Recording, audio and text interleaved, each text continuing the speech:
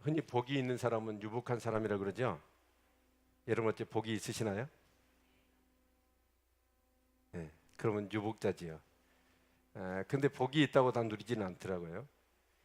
그래서 그 복을 가지고 있을 뿐만 아니라 누리는 사람은 행복한 사람이라고 얘기합니다. 그런데 이제 그것을 뛰어넘어 너무 이 복을 누리니까 너무 행복해요. 너무 좋아요. 너무 좋으니까 어째요? 다른 사람들에게 나누어 주고 싶은 거예요. 그래서 복을 나누어 주는 사람을 축복의 사람이라고 얘기합니다. 어떤 사람 되고 싶으세요? 축복의 사람이 되시기를 축원합니다. 우리는 지금 로마서를 통해서 이렇게 묵상하고 있는 대표적인 인물이 아마 아브라함일 겁니다. 그 아브라함을 우리는 믿음의 조상이라고 얘기하죠.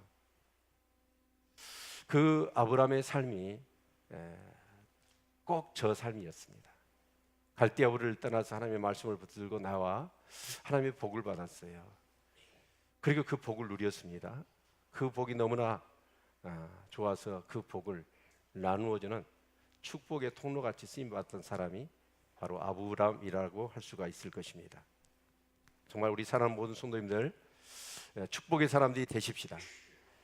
유복한 사람을 뛰어넘어 행복한 사람을 뛰어넘어 축복을 나누어주는 그런 축복의 사람들이 다 되실 수 있기를 주님의 이름으로 축원을 드립니다.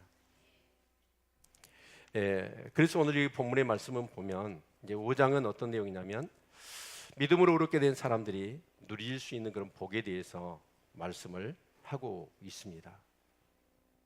여러분, 믿음은 가졌지만 믿음의 권세를 누리지 못하고 소유만 하고 있는 사람들이 없지 않아 많습니다. 그러나 그 믿음을 실제적으로 삶 가운데 누려요. 누리면서 행복한 신앙생활을 하는 사람들, 그런 사람들이 되어셔야 되지 않겠습니까? 아멘. 더불어서 그 복이 너무나 좋아서 이웃들에게 이 복을 나누어주는 축복의 통로로 쓰임받는 그런 삶이 되셔야 되겠죠. 아멘.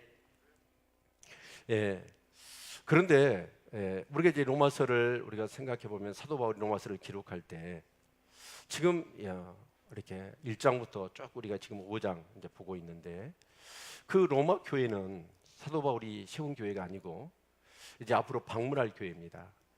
그런데 그 로마 교회는 유대인들과 이방인들이 구분이 되어 있었습니다. 그러다 보니까 신앙생활이나 또 이렇게 신학이 달랐어요. 그래서 이 사도 바울은 지금 복음, 예수 그리스도의 복음을 전하고 싶고 그 복음을 통해서 서바나까지 가서 로마 교회와 연합을 해가지고 복음을 전하고 싶었는데 로마 교회가 이 복음으로 하나가 안 되어 있는 거예요. 그 중에 이제 가장 큰 문제된 사람들이 유대인들이었습니다. 우리는 이제 교회 역사를 이렇게 돌아보면 사도 바울이 교회를 세울 때마다 가장 큰 문제됐던 사람들이 누구냐면 유대인들이었습니다.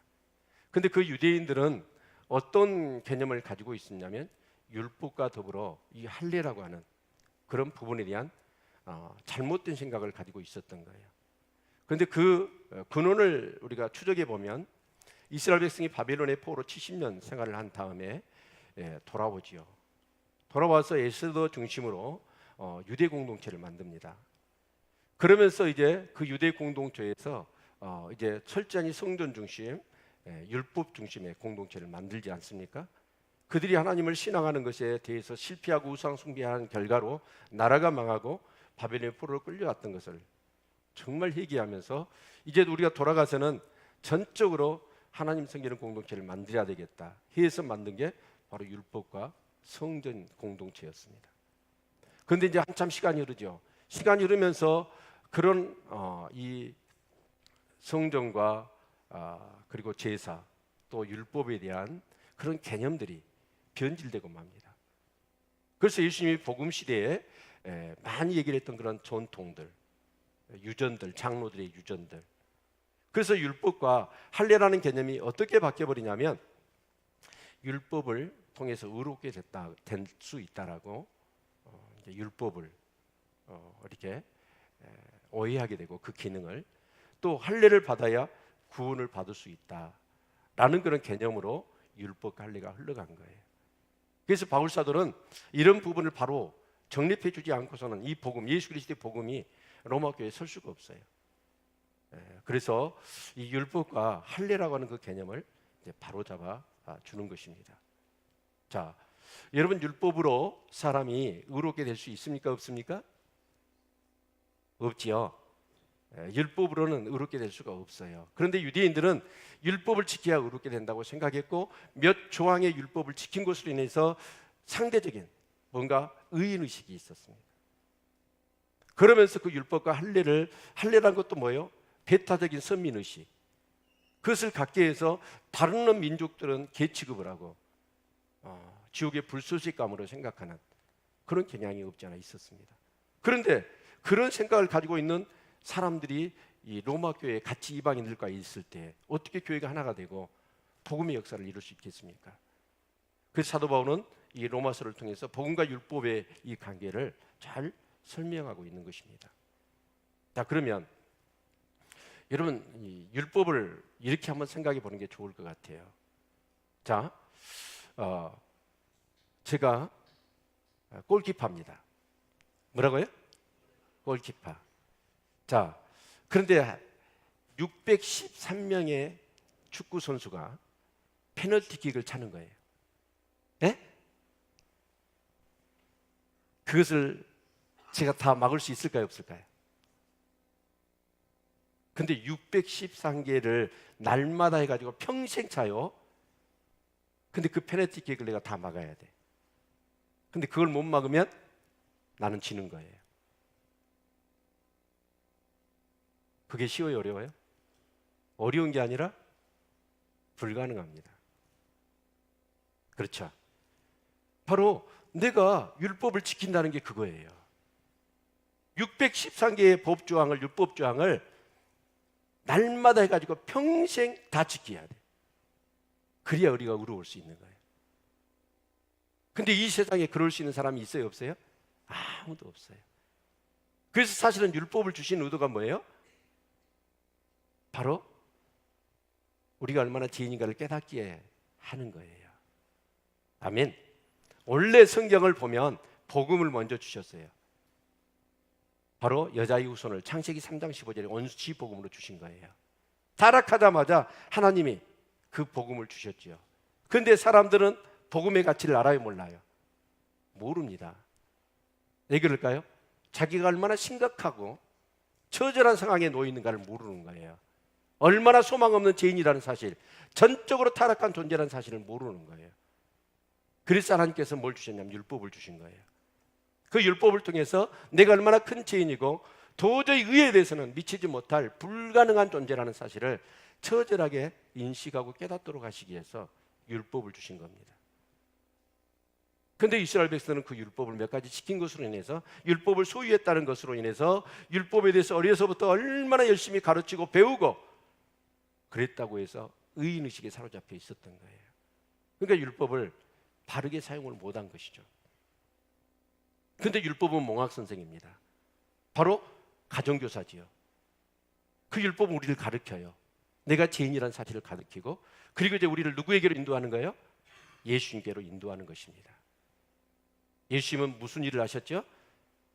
예수는 자기 백성을 저희 죄에서 구원할 자입니다. 그리고 예수는 그리스도이십니다. 그리스도란 말은 기름 부음을 받았다는 뜻이죠. 예수님은 무슨 일을 위해서 기름 부음을 받으셨나요? 예수님은 우리 죄 사함을 위해서 기름 부음을 받으셨어요. 그래서 예수님께서는 이제 사람의 몸을 입고 오셨어요. 오셔서 십자가에 피 흘려 죽으신 겁니다. 우리의 죄와 그 죄로 하는 모든 저주를 한 몸에 주시고 십자가에 죽으신 거예요. 그리고 우리에게는 이제 율법을 통해서 내가 죄인이라는 사실을 깨달은 사람들은 그 예수 그리스도의 십자가의 구속을 믿는 거예요. 하나님은 은혜롭게 그 믿음 하나 보시고 죄인임에도 불구하고 우리를 의롭다고 여기시는 겁니다. 이걸 뭐라고 그러냐면 이신칭의라고 그래요. 그리고 그 믿음으로 제사함을 받고 의롭게 된 사람들이 그 믿음을 계속 견지할 때에 그 믿음으로 이신 듣고 그 믿음으로 구원을 얻는 겁니다. 아멘. 네. 여러분 정말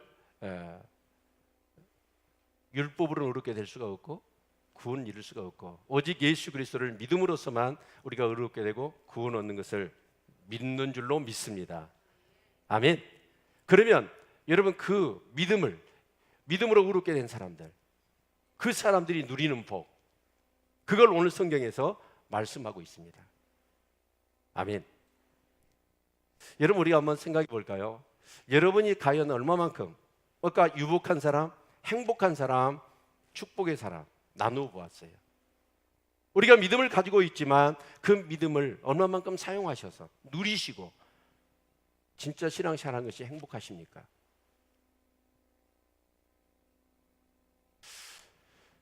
히브리서에 우리가 얼마 전에 묵상했잖아요.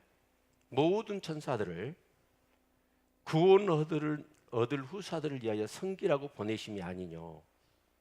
그러니까 천사들은 우리를 섬기라고 보내셨어요. 믿으십니까? 아멘 하셨어요. 자, 그것은 믿어요. 그러면 실제적으로 여러분의 삶 가운데 천사를 부려본 사람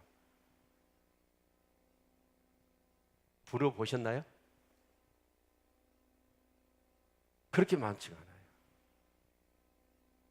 분명히 성경을 알고 있고 믿고 있는데 그 믿음을 따라서 누리는 사람이 없단 말이에요.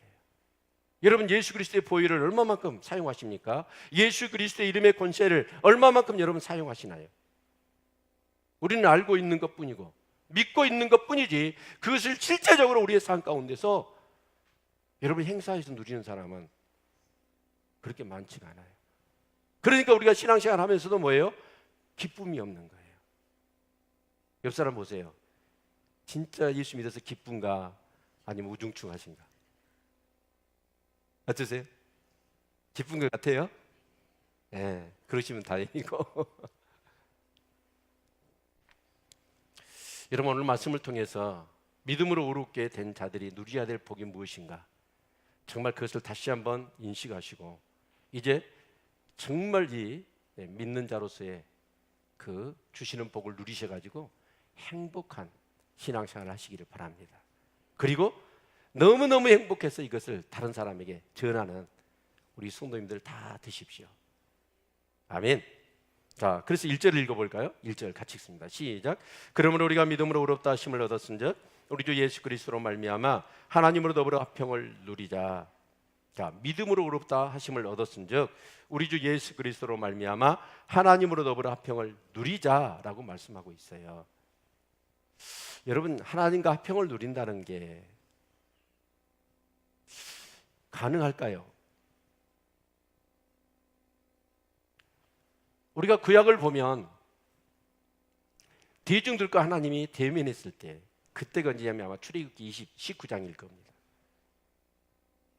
그 빽빽한 구름과 어두움과 막 그러면서 막 하염이 일어나는 그 가운데 우리와 같은 하나님의 음성이 들려옵니다. 이스라엘 백성들에게. 그게 십계명이었어요.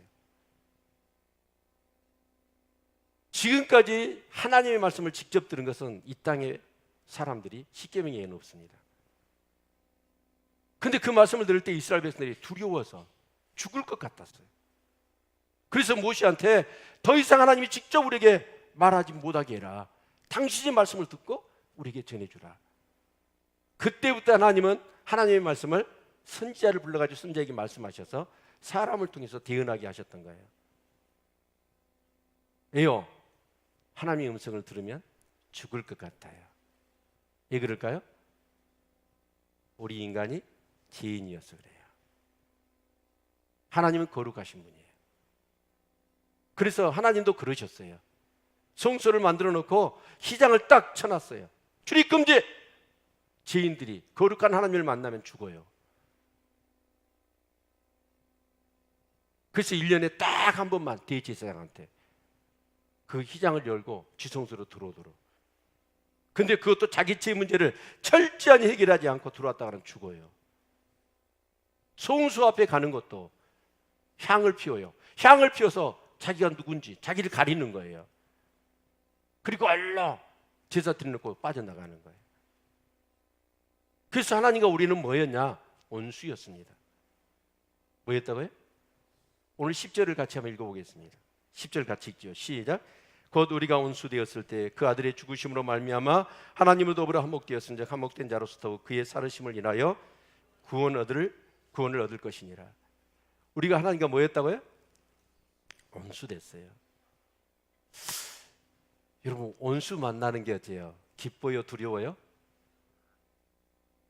그 원수가 해비자기 해가지고 나보다 힘이 없으면 그냥 물리적으로 제압해 버리니까 별로 괜찮아요, 만나도. 근데 그 원수가 전지전능이에요. 그런 원수를 만난다고 할 때는 두려웠겠어요, 안 두렵겠어요? 여러분, 손가락만 탁 튀겨도 우리 죽을 수 있는데 그 원수가. 그런 하나님과 어떻게 화평을 누릴 수 있습니까? 근데 오늘 본문은 말씀합니다. 우리 주 예수 그리스도로 말미암아 더불어, 하나님으로 더불어 화평을 누리자. 누구를 통해서? 예수 그리스도를 통해서예요. 아멘. 되게 많은 사람이 예수 그리스도를 믿으면 제사 안 받고 구원받는다고 그래요. 근데 그것뿐일까요? 아니에요. 예수님이 십자가에 피 흘려 죽으심으로 인하여서 어떤 일이 일어났습니까? 여러분, 송수와 지송수를 가로막고 있는 휘장이 위에서부터 아래로 찢어졌습니다. 그 휘장의 두께는 팔뚝 두께입니다. 황소 12마리가 양쪽에서 끄집어도 그 휘장은 찢어지지가 않아요. 근데 그 휘장이 위에서부터 아래로, 아래서부터 위가 아니라 누가 찢으신 거예요? 하나님이 찢으신 거예요. 아멘. 그래서 지성소와 송소, 하나님과 인간의 영역, 출입금지 영역을, 여러분 장벽이잖아요. 그게 출입금지였어요. 근데 문을 만들어버린 거예요. 길을 열어버린 거예요. 아멘. 그래서 히브리서 여러분 10장 19절로 20절에 말씀을 보면 우리가 예수의 피로 인하여서 송수에 나아갈 담력을 얻었으니 이 길은 휘장 가운데 열어놓으신 새롭고 산 길이라고 얘기합니다. 그러면서 휘장은 곧 저의 육체니라 라고 말씀하고 있어요. 자기 몸을 쪼갰습니다. 쪼개서 지성소와 송소의 그 출입금지, 제한을 두었던 그 휘장을 갈라버린 거예요. 그래서 새롭고 산 길을 열어놓으신 거예요. 그래서 히브리서 몇 장입니까? 4장 16절 말씀을 보니까 우리가 긍휼을 받아, 하나님의 긍휼을 받아서 때를 따라 돕는 은혜를 얻기 위하여 하나님의 보좌 앞에 담대히 나갈 것이니라 라고 말씀하고 있어요. 그래서 그 길을 열어놓으시니까 우리는 이제 하나님과 관계가 회복되어졌고 그 길을 통해서 하나님과 교제하게 되고, 그래서 하나님께 예배하고 기도하면서 정말 때를 따라 돕는 은혜를 힘입는 거예요. 이런 놀라운 축복을 누리시기를 바랍니다. 아멘. 여러분, 정말 예수님이 몸을 쪼개셔가지고 우리 죄를 믿음으로 의롭게 된 자들에게 길을 열어놓으신 거예요. 그리고 그 하나님과 교제하고 교통하며 때를 따라 돕는 은혜를 우리가 얻게 되는 것입니다. 여러분 힘들잖아요. 마음이 편치 못하잖아요. 육신의 질고가 있잖아요. 물질의 문제가 있잖아요. 관계의 아픔이 있잖아요. 영적인 어려움들이 있잖아요. 그런데 그런 어려움이 있을 때마다 기호의 역사를 보면 수많은 믿음의 사람들이 그 예수님이 열어놓은 그 새롭고 산 길을 통해서 하나님 보좌 앞에 나가서 때를 따라 돕는 은혜를 입었습니다. 이런 역사가 있기를 축원합니다. 아멘. 제가 목소리가 많이 잠겼죠. 토요일하고 어제 인카운터를 저 혼자 해보기는 처음이에요. 근데 인카운터가 준비가 너무 안 됐어요. 저도 역시나 준비가 안 됐고, 그래서 매뉴얼대로 하긴 하지만 이렇게 사역을 하면서 너무 미안한 거예요. 뭔가 좀 이렇게 그래도 하나님의 임재 가운데 뭔가 역사가 좀 일어나야 되는데 조금. 그래서 어제 끝나고 나서 얼마나 어젯밤에 몸부림을 쳐서 힘든 거예요. 제가 하나님, 이게 뭐예요? 다시 인카운트 안 할래요. 못 할 것 같아요. 막 힘들더라고요. 인카운터는 하나님을 체험하는 건데 지식만 나열하고 있고요. 그런 것 같아요. 그래서 막 몸부림치며 아마 제가 이제 이렇게 막 기도를 하나님 앞에 했어요. 기도를 했더니 하나님이 위로해 주시더라고요. 네가 더 낮아져야 되고 네가 더 가난해져야 된다. 그렇게 막 저를 위로해 주시더라고요. 그래서 아 그렇구나. 내가 더 겸손해지고 낮아지고 더 가난해지고 목말라야 되겠구나. 그러면 하나님께서 다음에는 진짜 강하게 역사해 주시겠다는 거예요.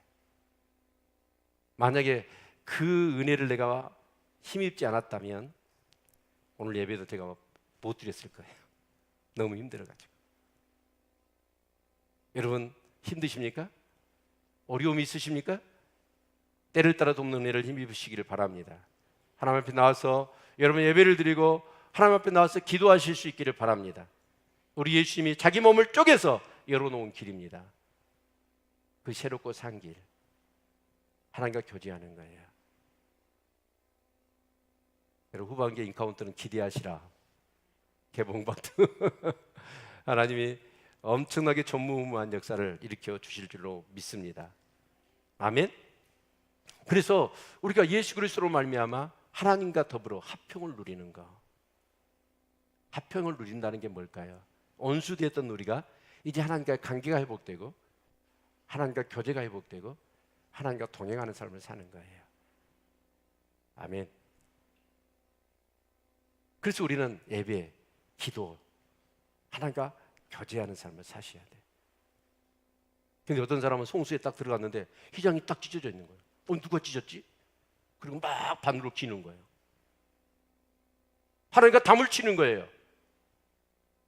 교제를 않는 거예요. 그 길을 열어놨는데 여러분 휘장을 다시 치시겠습니까? 여러분 그 길을 통해서 정말 하나님, 이제 하나님이 어떤 분이냐? 멀리 계신 분이 아니에요. 나의 아버지예요. 아버지란 말만 불러도, 하나님 아버지만 불러도 말할 수 없는 그런 위로와 그런 새로운 힘이 솟는 우리 성도님들 되시기를 주의 이름으로 축원을 드립니다. 아멘.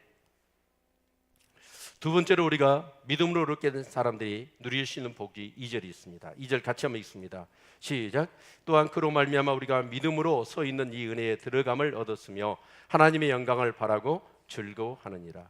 우리가 믿음으로 서 있는 이 은혜에 들어감을 얻었다는 거야. 그 지성소로, 그래서 하나님의 은혜의 보좌 앞에 나아갈 수 있도록 되었다라는 거예요. 그래서 이제 또 우리가 누려야 될 것이 뭐냐면 바로 하나님의 영광을 바라고 즐거워하는 겁니다. 여기서 하나님의 영광이라는 말이 어떤 의미일까를 아는 게 굉장히 중요해요. 하나님 영광, 그러면 이건 굉장히 추상적입니다. 근데 하나님은 그냥 뭐 이렇게 추상적인 둥그런 잡기식의 그런 분이 아니에요. 너무나 정확하신 분이에요. 이 하나님의 영광은 뭐냐면 바로 우리가 타락하기 전에 하나님이 처음 창조하셨던 인간의 모습을 회복하는 거예요. 하나님이 사람을 지을 때 우리가 우리 형상을 따라 사람을 짓자고 그랬습니다. 그래서 저와 여러분 하나님의 형상으로 지음받은 줄로 믿습니다. 근데 하나님은 영이시거든요. 영이신 하나님이 어떤 형상이 있을까요? 하나님은 형상이 없으세요. 하나님 볼 수가 없어요. 형상이 없으니까. 그러면 그 하나님의 형상이라는 게 뭘까요? 바로 하나님의 속성을 얘기합니다. 뭐라고요? 하나님의 속성. 그리고 또 하나가 있는데 잃어버린 영적인 권세. 아담과 하와는 그랬습니다. 수많은 짐승들 이렇게 왔을 때 그들의 이름을 다 지었어요. 그리고 다스리고 정복하고 하나님이 주신 모든 창조한 것들을 다스리고 정복하고 생육하고 번성하고 충만한 그런 권세가 있었습니다. 그래서 여러분 정말 하나님의 형상을 회복하고 잃어버린 영적 권세를 회복하는 그것을 뭐예요? 바란다는 것을 소망한다는 거예요. 그리고 그 안에서 그것을 바라고 그것을 이룰 것을 즐거워하는 것. 이것이 우리 예수를 믿는 사람들이 믿음으로 오르게 된 자들이 누리는 복입니다. 아멘. 자, 여러분, 그러면 타락하기 이전에 하나님의 형상대로 지음받던 인간의 모습이 어떤 모습일 것 같습니까? 그 모델로 오신 분이 예수님입니다. 누구시라고요? 예수님이셔요. 예수님 죄가 없으셨어. 그러나 인간의 몸을 입고 오셨어요. 특히 그 본성적인 그런 죄를 타고나지 않기 위해서 동정녀에게 성령으로 잉태돼서 태어나신 분이에요. 인간의 육을 입고, 그러나 죄는 없으셔요. 그래서 예수님이 오셔서 여러분 삶을 살아가시는 삶의 모습은 어떤 모습이었나요? 죄를 지었어요, 안 지었어요? 얼마나 예수님 사역을 하는 가운데서 그 바리새인들이나 유대인들이 괴롭혔습니까? 인간이 할 수 있는 방법들은 다 동원해 가지고 예수님을 방해하고 음해하고 여러분 공격하지 않았습니까? 그럴 때 예수님이 어쨌든가요? 그들하고 싸우던가요? 싸우지를 않아요. 오히려 하나님의 사랑, 그 하나님의 그 성품, 그들을 압도해 버립니다. 하나님 주시는 그런 지혜. 그래서 현장에 가늠한 여인을 데리고 와서 이 사람 어떻게 할까요? 예수님 시험에 빠뜨리려고. 죽이라고 그러면 여러분 로마 이내에는 로마의 허락이 없이는 사람을 죽여서는 안 되는 거예요. 근데 정말 가늠한 여인은 돌로 쳐 죽이라고 그랬거든요, 율법에. 그 율법대로 하면 로마법에 걸리는 거예요. 그런데 그럼 용서해라 그러면 어때요? 율법에 걸리는 거예요. 빼도 박도 못하는 문제를 가지고 예수님을 공경에 빠뜨리려고. 그때 예수님이 뭐라고 그러시죠? 너희 중에 죄 없는 자가 돌로 치라. 아무도 한 말을 못합니다. 그리고 돌을 놓고 다 도망가 버립니다. 하나님 그런 권세가 있었고 지혜가 있으셨어요. 그리고 그 돌로 치고 자기를 못 받고 채찍질하는 그 사람들을 향하여 하나님이여 저들을 용서해 주십시오. 그들의 용서를 위해. 이것이 바로 타락하기 전에 인간의 하나님이 지으셨던 모형이에요. 그래서 우리가 예수를 믿으면 제사 안 받고 구원받는 정도가 아니라 하나님과의 관계 속에 사평을 누릴 뿐만 아니라 때를 따라 돕는 은혜를 힘입을 뿐만 아니라 예수를 닮아가는 거. 누구를 닮아가는 거예요? 원래 하나님이 창조하신 죄 없는 타락하지 않았던 인간의 모습을 회복하는 거. 하나님의 형상을 회복하는 거. 이 소망이 저와 여러분에게 있으십니까? 있으시나요? 네. 계속해서 우리 3절 볼까요? 다만 이뿐 아니라 우리가 한난 중에도 즐거워하나니 이는 한난은 인내를, 인내는 연단을, 연단은 소망을 이루는 줄 압니다. 소망이 부끄럽게 아니하면 우리에게 주신 성령으로 말미암아 하나님의 사랑이 우리 마음에 부은 바 됨이니. 여러분, 이 하나님의 형상을 회복하고 잃어버린 영적 권세를 회복하기 위한 소망을 가지고 우리가 이렇게 즐거워하면서 그 꿈이 있으니까 즐겁잖아요. 그런데 그런 가운데 어째요? 환난이 있다는 거예요. 우리 예수 믿는 사람도 환난이 있습니다. 아멘. 근데 우리는 그걸 분별할 수 있어야 돼요. 그 환난을. 루트가 두 가지입니다. 하나는 사단이 주는 게 있고 하나는 하나님이 주신 것이 있어요. 그래서 사단이 주는 것이라고 한다면 어떻게 해야 될까요? 그것은 합법적으로 아니면 불법적으로 사단이 우리의 믿음을 깨트리기 위해서 우리에게 환난을 주기도 하지만 때로는 우리 죄 때문에 사단이 합법적으로 들어와서 우리에게 환난을 주기도 합니다. 그런데 사단이 주는 것이라고 한다면 내 죄 때문이라면 빨리 예수님의 십자가의 보혈로 회개해야 돼요. 그리고 그 마귀를 대적해야 합니다. 아멘. 그러나 하나님께서 주시는 환난, 근데 그런 환난이라고 한다면 우리는 그래서 야고보서에서 말씀합니다. 형제들아 너희가 여러 가지 시험을 만나거든 온전히 기쁘게 여기라. 이 시험이 인내를, 인내가 연단을, 연단이 소망을. 오늘 보면 그렇게 말씀하고 있죠. 그래서 하나님이 그 어떤 한난을 줘서 인내하고 연단을 하고 그 연단 속에서 소망을 갖게 하시는 거예요. 그런데 그 소망이 어째요? 부끄럽게 아니하면. 소망이 부끄럽다는 뜻은 뭐예요? 소망이 이루어지지 않는 거예요. 그런데 소망이 부끄럽지 않다는 것은 소망이 이루어진다는 뜻입니다. 아멘. 그런데 이 소망이 뭐예요? 소망이 뭐예요? 하나님의 영광 바라는 중에 즐거워한다고 그랬잖아요. 하나님의 영광이 뭐라고 풀었습니까?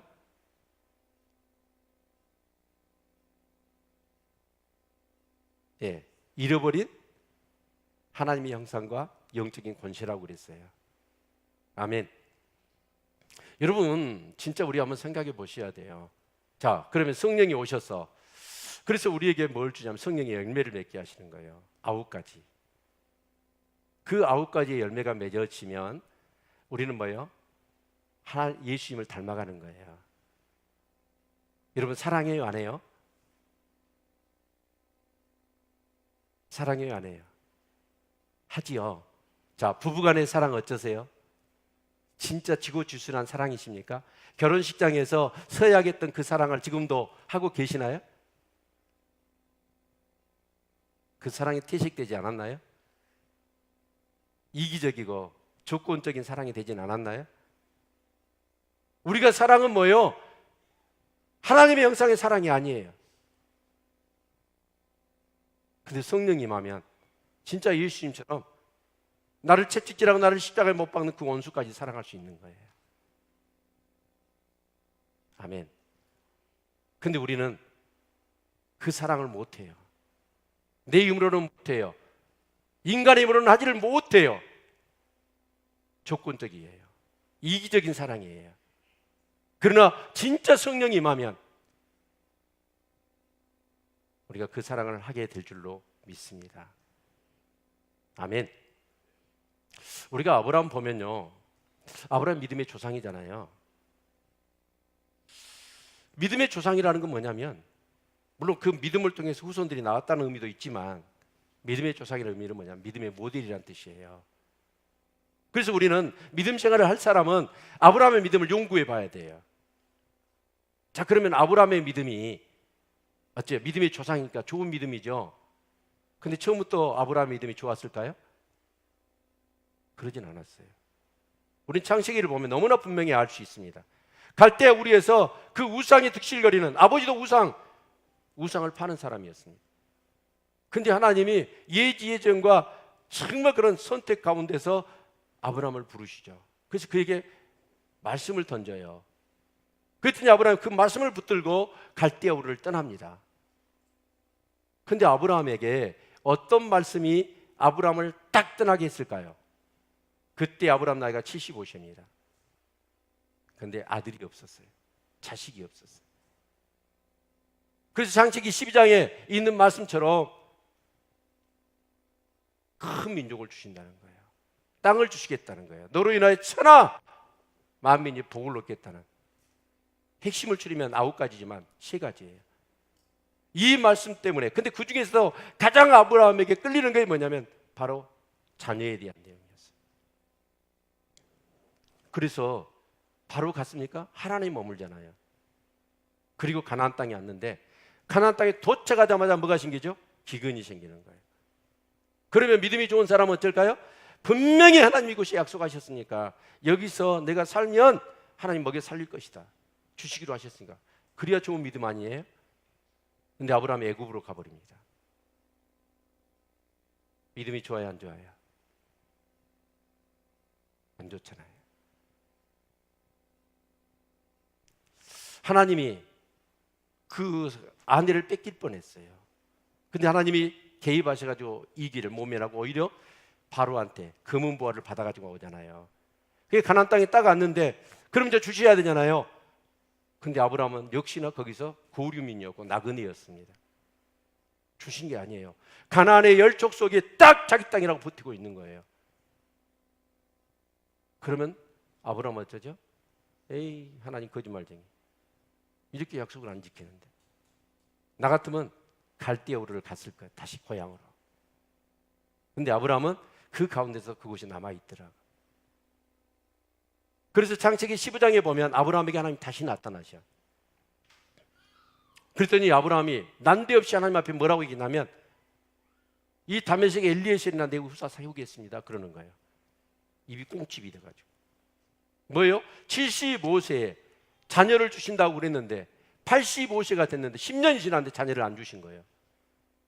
그래서 그 얘기를 난데없이 하나님 앞에 합니다. 그러니까 하나님이 아브라함을 밖으로 이끌어내셔 저 밤하늘의 별을 보게 하시죠. 네 자손이 이와 같을 것이다. 그랬더니 아브라함이 믿었어요. 그걸 믿었더니 하나님이 의롭다고 하신 거예요. 아멘. 그런데 그 이후로 하나님이 어쩌냐, 또 아브라함 때 가셔가지고 말씀하셔요. 자녀를 주신다고. 그런데 아브라함이 어째요? 웃었어요. 그리고 장막 밖에서 그 안에 사라도 어째요? 그때는 사례였죠. 배꼽 잡고 웃고 부부가 쌍으로 웃었어. 하나님 말씀을 믿지 못하고 비웃었단 말이에요. 믿음이 좋은 거예요? 그러고 났는데 하나님 또 주신다고 그러잖아요. 그런데 아브라함이 무슨 짓을 해버려요? 하갈을 통해 네 몸에서 날짜가 후사가 된다고 그랬는데 그 믿음이 약해져 버린 거예요. 그래서 하갈을 통해서 이스마엘을 낳아버립니다. 그래서 창세기 15장부터 해서 창세기 19장까지 그 내용을 봐보면 13년이 걸려요. 하나님 13년 동안 침묵하십니다. 그리고 19장에 나타나셔가지고 아브라함에게 말씀하셔요. 너 이름 바꿔라. 네 부인도 이름 바꿔라. 그래서 아브라함이 아브라함이 되고 사레가 사라가 된 거예요. 그러면서 하나님께서 명령하시죠. 너 할 일을 행해라. 그래서 가장 은밀한 부분에다가 살까셨다가 언약의 표징을 둬요. 그건 뭐냐? 믿음이 없으니까. 내가 자녀를 준다고 그랬는데 너 믿지 못하니까 그 믿음의 언약을 네 살까셨다가 내가 새길 것이다. 그리고 그걸 보면서 믿으라는 거예요. 할례는요, 할례를 해서 그렇게 되는 게 아니에요. 믿음을 요구하시는 거지. 아멘. 살실 할례는 아브라함한테 부끄러운 거예요. 여러분, 그런데 아브라함이 믿음이 좋아요? 좋지 않아요. 근데 아브라함에게 결정적으로 믿음을 갖게 된 사건이 하나님이 예비하셨습니다. 바로 그랄랑 아비멜렉 사건입니다. 하나님이 아브라함을 위해서 그랄 왕의 집안의 여자들의 태를 다 묶어 놓으신 거예요. 다 묶어놔 버려요. 아기를 못 낳는 거예요. 근데 이제 아브라함과 사라가 어쩌냐? 그 그랄로 가요. 근데 역시나 애굽에서처럼 사라가 너무 이쁘니까 그 아비멜렉이, 특히 자기 여자들은 아기를 못 낳잖아요. 그러니까 새로운 여자가 오니까 물어봐. 누구냐? 사이가 오라비래요. 그러면 좋다. 그러면서 지참금을 몽땅 줍니다. 그리고 사라를 아내로 맞이해서 이제 잠을 자려고 그러는 거예요. 아기를 낳기 위해서. 근데 꿈에 하나님이 나타나시죠. 너 그 여자 손대면 죽는 줄 알아라. 그러니까 아니요, 나 정당한 지참금도 주고 분명히 누이 동생이 하겠다고. 그래서 네가 선한 방법으로 그런지 내가 안다. 그러나 그 남자 아브라함은 선지자다. 그리고 그 여자를 보내라고 그래요. 그래서 아브라함을 부르잖아요. 오니까 아비멜렉이 그러는 거예요. 어떻게 나한테 이럴 수가 있느냐. 그러니까 아브라함이 어째요? 미안하잖아요. 지창고도 몽땅 맞는데. 네. 그래서 선지자는 말에 아브라함이 그래도 선지자 체면을 지키니라고 아비멜렉이 물어봐요.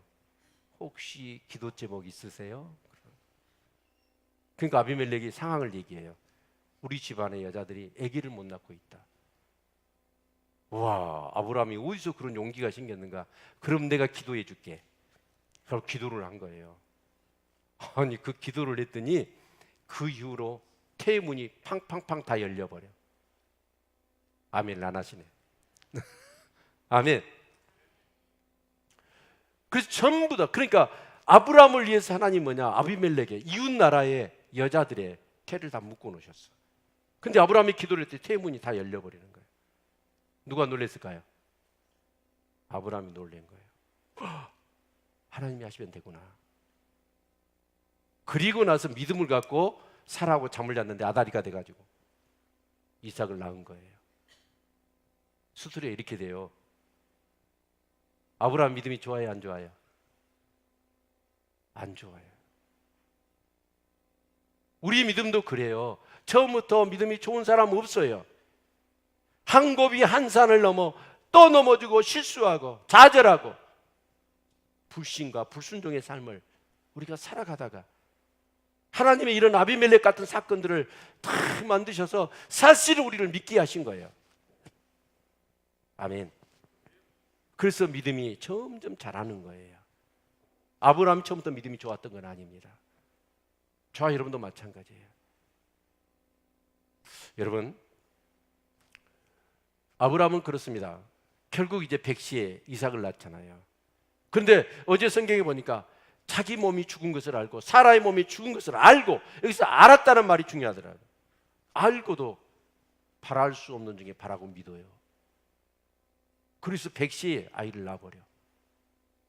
그런데 아브라함 나이 120세에 하나님이 어떤 명령을 내리냐면 그 백시에 낳았던 그 이삭을 번제로 바치라고 그래요. 여러분 같으면 바칠 수 있겠어요? 근데 아브라함은 그 말씀이 떨어지자마자 밤에 떨어졌는데 새벽같이 일어나서 이삭을 데려가서 모리아 산에 가서 이삭을 번제로 바칩니다. 그런데 어제 말씀을 봤더니 아브라함이 어떻게 해서 그렇게 바치죠? 죽은 자를 살리신 하나님을 믿었어요. 없는 것을 있는 것처럼 부르신 하나님을 믿은 줄로 믿습니다. 그 믿음을 갖고 여러분, 내가 이삭을 하나님 앞에 번제로 드리면, 번제는 뭐예요? 이 마디마디는 다 꺾어요. 잡아 죽여가지고 피를 내고 자식을, 백시에 얻은 자식을 그렇게 해서 번제로 바치려고 하는데 딱 칼을 드는데 멈춰라, 하나님이 그러는 거예요. 이제야 네가 나를 사랑한 줄 알겠다.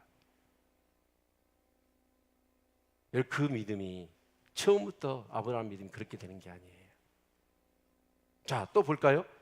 아브라함이 175세에 죽습니다. 175세에 죽는데 그때 아브라함에게 이루어지는 하나님의 약속은 너무나 미미했습니다. 큰 민족 주셨다고 그랬잖아요. 아브라함 때 큰 민족은 갱이나 이삭 한 명뿐이었습니다. 가나안 땅 주신다고 했는데 가나안 땅은 엄두도 못 내고 그 예구론한테 여러분 은 400세겔 주고 자기 장사지 맥베하다 굴 그거 하나 썼어요. 그리고 죽어요. 아니 큰 민족 준다고 그랬는데 이삭 달랑 한 명, 가나안 땅 준다고 했는데 자기 포로시 누울 수 있는, 장사 지낼 수 있는 막베다 굴을 준 거예요. 그런데 자기가 죽으면서 그 자녀들한테 뭐라고 유언한지 아세요? 너희들 하나님의 약속은 이루어지니까 그 말씀 붙들고 기다리라는 거예요. 이 믿음이 있기를 축원합니다. 내 손에, 내 귀에, 내 눈에 잡히는 게 없어요. 그런데 그 하나님의 약속에 씨를 받았는데 그 씨 속에서 손바닥만한 구름 속에서 장대비를 보듯이 그 믿음이 있었던 거예요. 여러분, 이 믿음이 있기를 축원합니다. 그러나 이 믿음은 어쩌냐? 처음부터 왕창 어디서 떨어져 가지고 믿음이 생긴 게 아니에요. 믿음은 점점 자라는 거예요. 하나님과 평을 누리며 하나님과의 관계를 지속해 가고 때를 따다 돕는 은혜를 힘입어 가면 말씀을 통해서 우리는 믿음이 되어지는 것입니다. 아멘. 마찬가지입니다. 우리가 하나님의 영광을 바라고 즐거워할 때 하나님의 영상을 회복하는 것, 그리고 진짜 영적인 권세를 회복해서 주님 닮아가는 이 삶을 사는 것은 정말 미미해요. 어쩌요? 여러분 예수님 믿고 좀 변화되셨습니까? 변화됐어요? 안 됐어요? 됐지요? 네. 우리 사랑, 희락, 화평, 오래 참음, 자비, 양성, 충성, 온유, 절제, 이 9가지만 놓고 한번 나를 뜯어보세요. 옛사람과 예수 믿고 난 다음에 그런데 여기서 중요한 게 뭐냐면 우리가 기억해야 될 게, 자, 몇 절이냐면 5절 다시 한번 읽어봅시다. 굉장히 중요하니까 다 여러분 눈 크게 뜨고 보셔야 돼요. 5절 시작. 소망이 부끄럽게 아니하면 우리에게 주신 성령으로 말미암아 하나님의 사랑이 우리 마음에 부은 바 됨이니. 여기서 성령으로 말미암아. 여러분, 예수님이 십자가 사건이 중요한 것 중에 가장 중요한 것 중에 하나요? 그게 뭐예요? 성령이 임했다는 거예요. 그냥 희장을 열어 길을 열어놓은 정도가 아니고 하나님이 우리 안에 내주해 버리신 거예요.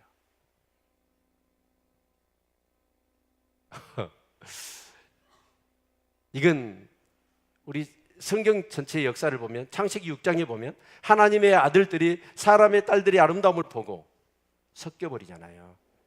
섞이게 되니까 뭐가 사라지죠? 세상 친구 사귀면 뭐가 사라지죠? 여러분에게? 예배가 뜸해져요. 예배가 없어진 거예요. 예배가 없어지면 뭐가 없어지죠? 동행이 없어지는 거예요. 그래서 하나님이 영을 거두셔버려요. 세상과 섞이게 되면 예배가 느슨해져 버려요. 예배가 빵꾸 나기 시작해요. 그리고 하나님과 동행, 하나님 뜻대로 살아가는 우리 어떤 그런 열정이 식어버려. 세상을 닮아가 버려. 그래서 육체만 남아. 예요, 성령을 거두시니까. 그래서 창세기 6장 이후로부터 오순절 사도행전 2장에 마가의 다락방에 성령이 임하신 사건, 이 사이를 뭐라고 얘기하냐면 간헐적인 성령 시대라고 얘기합니다. 간헐적인 성령의 시대는 뭐냐면 성령님이 어쩌냐, 특별한 사람들에게 임한 거예요. 때로는 삼손 같은 사람이 힘을 줘요. 누구도 감당할 수 없는 힘을 줘요. 드보라 같은 사람이 여자인데 지혜를 줘요. 그래서 이스라엘 민족을 구해요. 이스라엘 민족을 인도하게 해요. 특별한 사람들에게만. 그런데 창세기 6장 이전의 사람들, 그리고 오순절 마가다락방 이후의 사람들은 보편적인 성령의 시대입니다. 누구든지 예수를 믿으면 성령이 임합니다.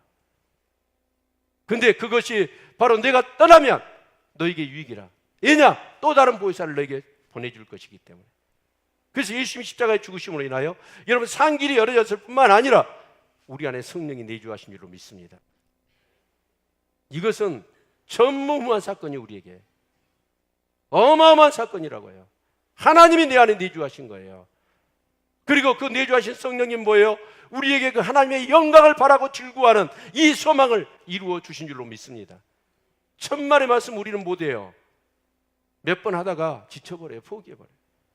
근데 성령은 오셔서 끝까지 우리가 하나님의 형상을 회복하고 잃어버린 영적 권세를 회복할 수 있도록 성령님 내 안에 내주하시고 우리를 인도하시고 우리를 도와주시는 분이에요.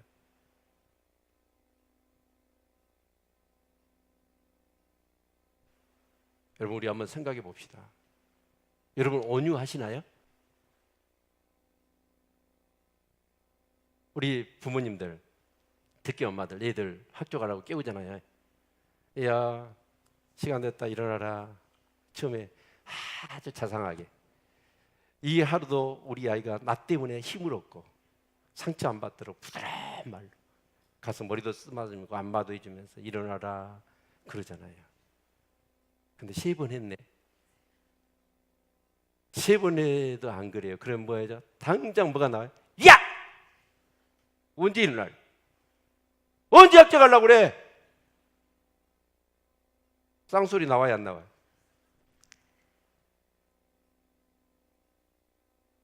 그게 온유한 거예요?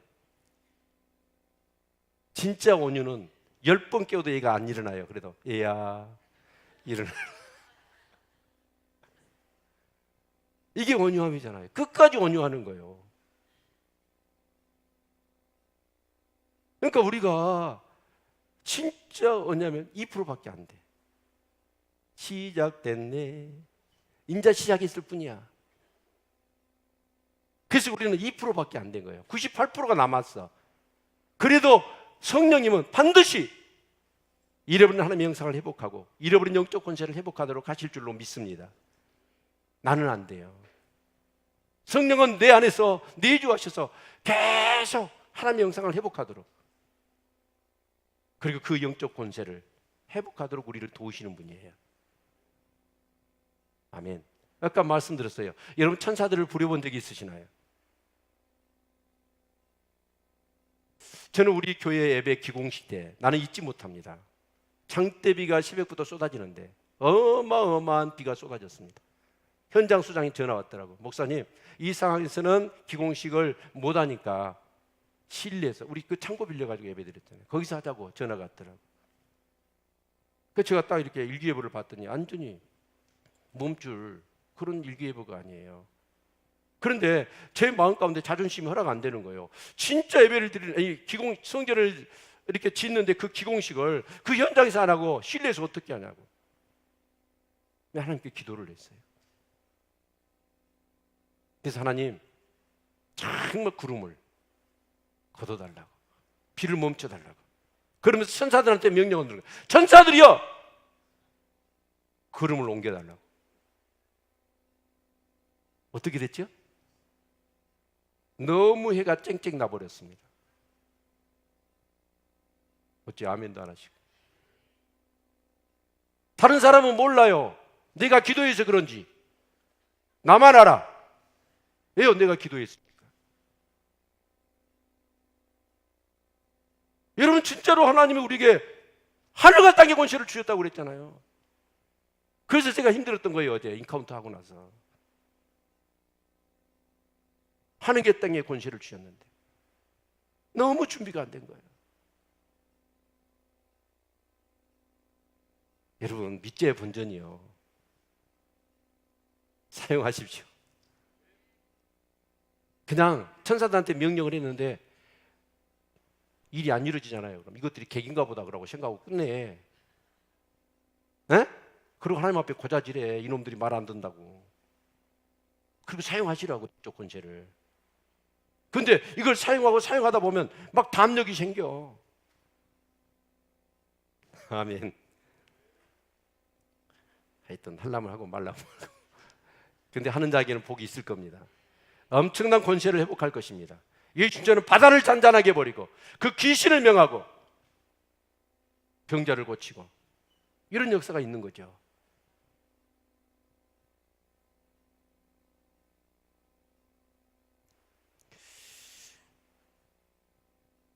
그런데 우리 한번 생각해 봅시다. 여기 말씀에 이런 말씀이 있어요. 7절 봅시다. 6절, 우리가 아직 연약할 때에 기약대로 그리스도께서 경건치 않은 자를 위하여 죽으셨도다. 의인을 위하여 죽는 자가 쉽지 않고 선인을 위하여 용감히 죽는 자가 혹 있거니와 우리가 아직 죄인 되었을 때 그리스도께서 우리를 위하여 죽으심으로 하나님께서 우리에게 대한 자기의 사랑을 확증하셨느니라. 여기 의인을 위하여 죽는 자가 쉽지 않고 선인을 위하여 용감히 죽는 자가 혹 있거니와. 그러니까 우리는 보면 내 주위에 사람들이 그래요. 야, 정말 하나님 나라를 위해서는 나보다는 저 사람이 있어야 되겠구나.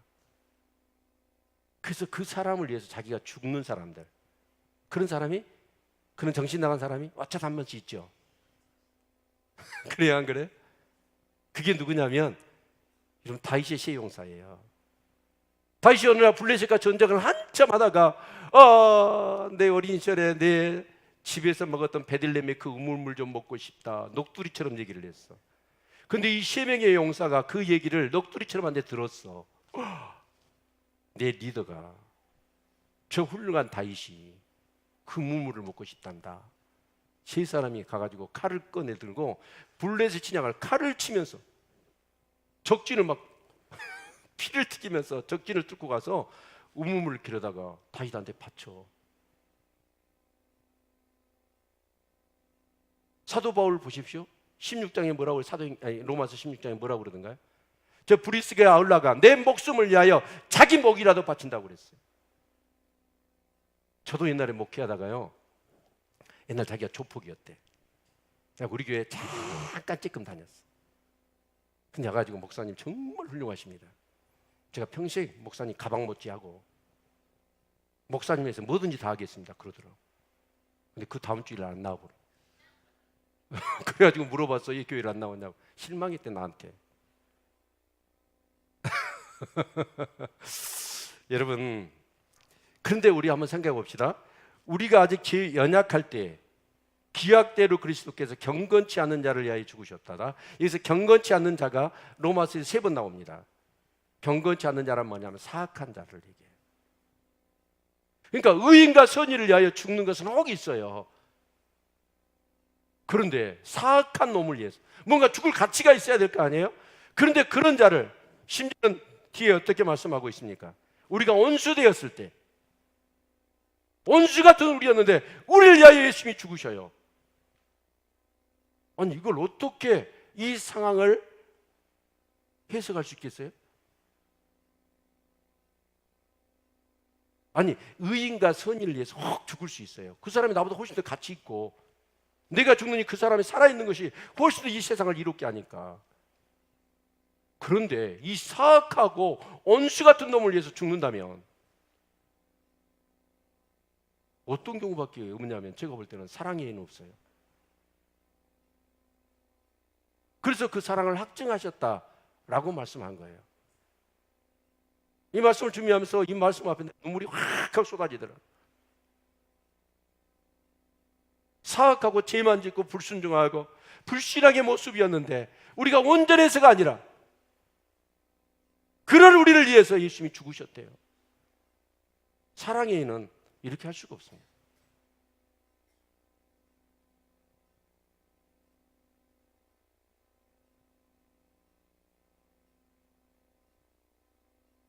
사랑하는 성도 여러분, 그 놀라운 사랑을 힘입고 사는 사람이 저와 여러분입니다. 그 사랑의 파도, 그 사랑에 노예되어 정말 행복하게 살아갈 우리 성도님들 다 되시기를 주의 이름으로 축원을 드립니다. 자, 그런데 진짜 이제 중요한 말씀 한 말씀만 풀고 마치겠습니다. 자, 우리 여기 같이 말씀을 보겠습니다. 9절부터 보겠습니다. 그러면 이제 우리가 그 피를 인하여 의롭다 하심을 얻었은즉 더욱 그로 말미암아 진노하심에서 구원을 얻을 것이니 곧 우리가 원수되었을 때 그 아들의 죽으심으로 말미암아 하나님의 더불어 화목되었은즉 화목된 자로서는 더욱 그의 살으심을 인하여 구원을 얻을 것이니라. 이뿐 아니라 이제 우리로 화목을 얻게 하신 우리 주 예수 그리스도로 말미암아 하나님 안에서 또한 즐거워하느니라. 이 말은 간단하게 얘기하면 이거예요. 사악한 죄를, 경건치 않은 사악한 죄를 저지르고 원수 같은 자를 위해서도 예수님이 십자가에 피 흘려 죽으셨다는 거예요. 뭐 때문에? 사랑 때문에. 그런데 그 예수 그리스도를 믿어서 의롭게 된 사람들의 그 의롭게 된 사람들을 향한 그 소망, 하나님의 영광을 바라고 즐거워하는 그 소망을 왜 이루어 주시지 않겠느냐, 그 얘기예요. 아멘. 여러분 정말 그렇습니다. 우리가 예수를 믿어도 변치 않아요. 변함이 없어요. 그럴 때는 우리의 의욕을 잃어버립니다. 그런데 일일신 우일신 내 모습이 주님을 닮아가요. 내 삶까지 뭔가 영적인 권세가 더해져요. 힘이 있어요. 그걸 누릴 때, 그것을 사용할 때 행복해지고 신앙생활이 그리고 기쁨이 넘쳐요. 그리고 너무너무 좋아서 다른 사람에게도 예수 믿으라고, 이 복을 누리라고 축복의 통로로 우리가 쓰임 받아야 되지 않겠습니까? 아멘. 우린 예수 믿고 제사 받고 구원받는 것으로 땡인데 아니에요. 그 길을 열어주셨어요. 하나님과 화평을 누리도록. 그리고 그 영광을 바라고 즐거워하고 성령을 우리에게 부어주셔서 그런 삶을, 그 하나님의 형상을 회복하고 영적 권세를 회복해서 이 땅에서 정말 행복하고 영광스럽게 살라는 거예요. 이게 지금 사도 바울이 본문을 통해서 우리에게 하시는 말씀입니다. 우리 다 같이 일어나실까요? 우리 찬양단 나오시고 우리 469장 같이 정말 우리 찬양하고 우리 기도하는 시간을 갖도록 하겠습니다. 469장